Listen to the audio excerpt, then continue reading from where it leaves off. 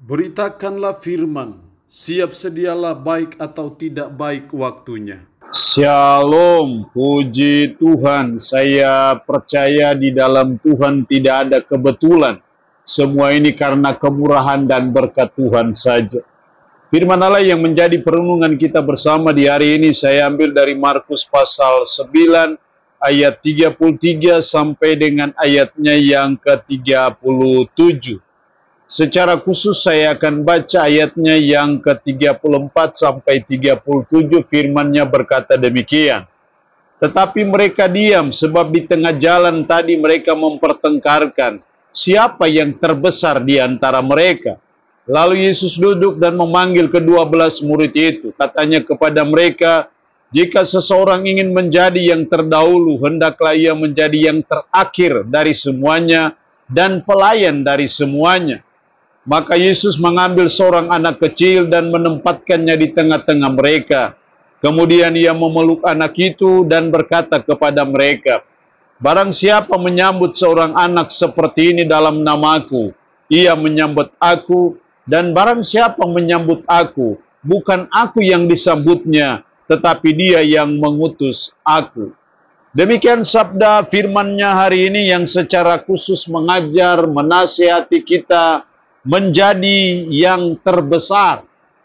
Saya percaya kita semua mengharapkan hal itu, kita semua merindukan akan hal itu, kita semua mencita-citakan supaya kita menjadi yang terbesar. Tapi pertanyaannya adalah, bagaimana pandangan Yesus mengenai menjadi yang terbesar? Apa yang dituntut dari kita kalau kita mau menjadi yang terbesar dalam hidup kita sebagai umat, sebagai orang percaya? Dalam nats ini kita belajar bagaimana murid-murid dalam ayatnya yang ke-34 atau ayat 33, kemudian tiba Yesus dan murid-muridnya di Kapernaum. Ketika Yesus sudah di rumah, ia bertanya kepada murid-muridnya, apa yang kamu perbincangkan tadi di tengah jalan?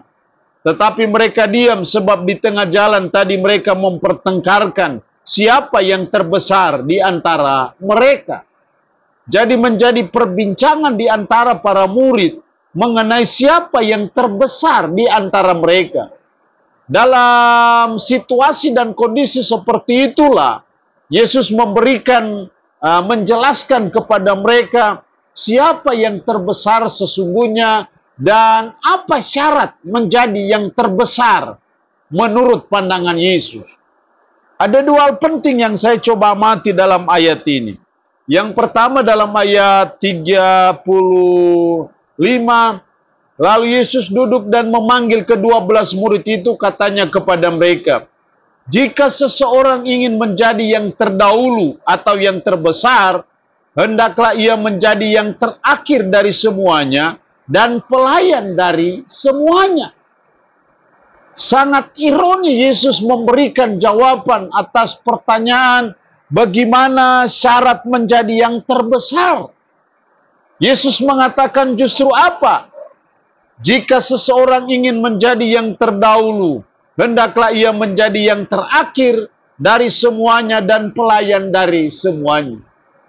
Jadi dari sini saya melihat hal yang pertama, kalau mau menjadi yang terbesar menurut pandangan Yesus, maka kita harus memiliki hati seorang hamba, hati seorang pelayan. Karena dengan memiliki hati seorang pelayan, hati seorang hamba, itu yang akan mencipta kita, membentuk kita untuk kita menjadi pemimpin yang hebat ataupun kita menjadi yang terbesar. Jadi yang paling penting itu justru berhati hamba. Bukan berhati bos. Bukan berhati seorang pemimpin. Tapi justru kita berhati hamba yang mau melayani, yang mau memperhatikan, yang mau peduli. Disitulah suatu kekuatan yang besar menurut pandangan Yesus untuk mencipta kita, membentuk kita, menempa kita, untuk kita bisa menjadi yang terbesar. Jadi bagi Yesus yang terbesar itu bukan soal berapa uang yang kita punyai, bukan soal berapa gelar yang kita punyai, tetapi itu lebih kepada sikap hati yang mau menjadi pelayan, yang mau jadi hamba.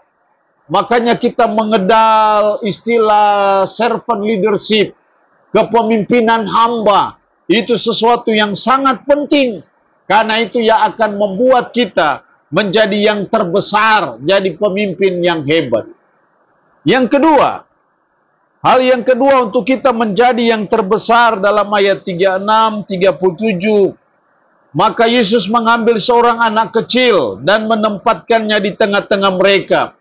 Kemudian ia memeluk anak itu dan berkata kepada mereka, "Barang siapa menyambut seorang anak seperti ini dalam namaku, ia menyambut aku, dan barang siapa menyambut aku, bukan aku yang disambutnya, tetapi dia yang mengutus aku."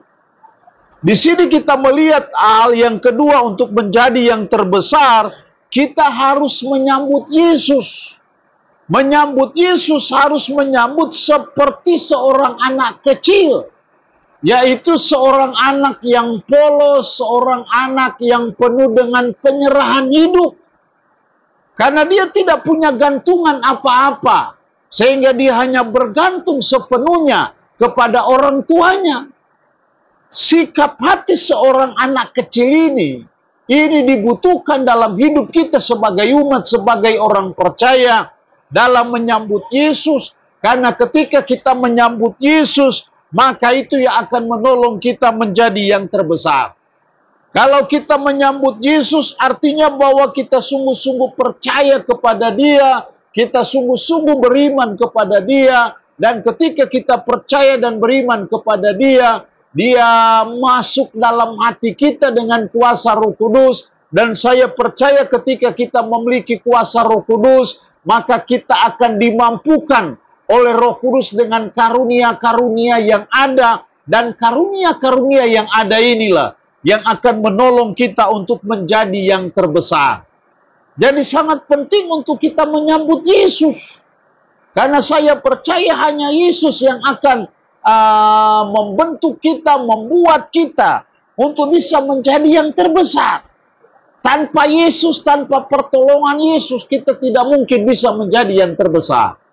Jadi menyambut Yesus, mempercayai Yesus sebagai Tuhan, sebagai penyelamat kita, itu sesuatu yang sangat penting, karena Dialah yang akan menolong dan memampukan kita untuk kita bisa menjadi yang terbesar. Allah yang punya firman ini memberkati kita dengan firman-Nya di hari ini. Amin. Mari kita berdoa, puji syukur untuk kebenaran firman-Mu hari ini. Mengajar dan menasihati kami menjadi yang terbesar. Supaya kami menjadi yang terbesar, tolonglah kami supaya kami memiliki hati seorang pelayan atau hamba. Dan tolonglah kami supaya kami mau menyambut Yesus seperti menyambut seorang anak kecil yang penuh dengan kepasrahan, yang penuh dengan kepolosan ataupun ketulusan, untuk kami percaya Yesus sebagai Tuhan dan penyelamat kami. Roh yang Kudus tanamkan dan meteraikan firman ini dalam hati dan pikiran kami, dan sanggupkanlah kami untuk kami bisa memberlakukan firman ini dalam hidup kami sehari-hari. Berkat Tuhan bagi umat-Mu yang mendengarkan renungan harian di hari ini. Yang sakit tambah berdoa dalam nama Yesus. Tuhan lawat, Tuhan jamah, dan Tuhan sembuhkan dari sakit penyakit yang diderita. Terpuji-pujilah nama-Mu. Dalam nama Tuhan Yesus Kristus kami berdoa. Amin. Shalom. Tuhan Yesus memberkati kita dengan firman-Nya di hari ini.